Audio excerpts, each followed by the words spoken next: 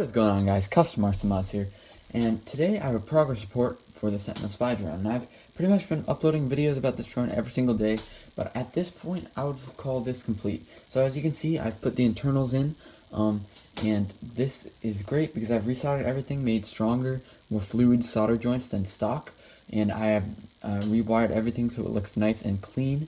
And I've also added some stabilization to the camera, take some extra vibration out of the shot. So I'm going to go ahead and show you what I've done here.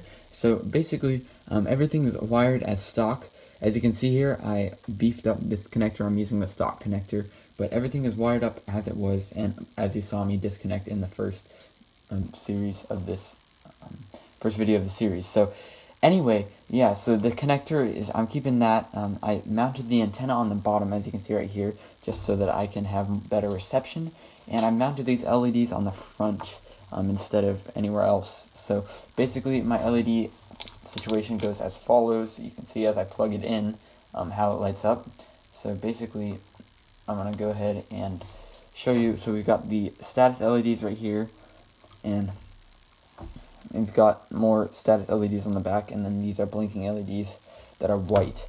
So yeah, what this does is this helps me see it, but it doesn't interfere with the shot. And if you own a drone that has lights right under here or something like that, and you are recording, you might understand what I mean if you're flying at night, because a lot of the hue from these lights kind of ruins the shot. So with this build I tried to keep that to a minimum. So anyway, now we're going to get into some camera action. So we've got first the Fpv camera, which is right here. The board is kind of in between the fishing line underneath the landing gear, and then there's the antenna right here.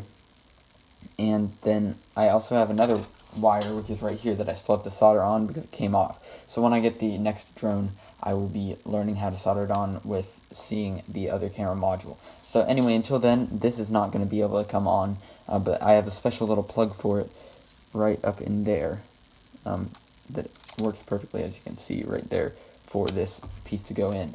So as you can see, the internals for the LEDs, I just hot glued them in place and drilled some holes, so it looks really good. So you got the antenna, and then a lot of wiring runs in this back one right here. So everything's looking pretty good. Now we got the GoPro right here on this credit card mount, as it's called.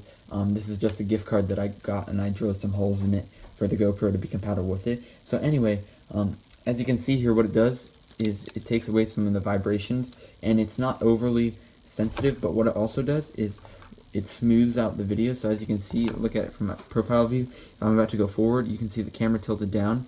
If I'm going backward, the camera tilted back. So you can see it goes back and forth as well, which is really cool, because instead of making it a blunt forward motion, it kind of smoothens it out as it goes along, and you also get some better video quality. So yeah, that's it for the cameras. Hopefully you're going to be recording in 4K with this thing, and possibly zooming into 1080 so that I don't get any props in the shot, because I feel like that might be a thing that might happen. So the next thing I want to stress is portability. So this drone is amazing at portability, and you'd be surprised, because I know that it seems like this is just your standard drone, but as you can see, everything's friction fit inside. I didn't put the screws back in because I felt like it did the best, so you can fold all of them back. So that it works really well. But the other thing that I'm planning on doing is I'm planning on cutting this right here and putting connectors in, so that I can literally just take the entire arm off of the drone and store it really, really well. So yeah, that's really going to be helpful for portability, and that will definitely be one of the things that makes me want to fly this drone, although I already do have a Mavic as well. So this drone is coming on really, really well. My next video on this channel about the drone will be with the controller. I have not bought it yet. I've been starting to contact the seller about some price negotiation, shipping, and things like that.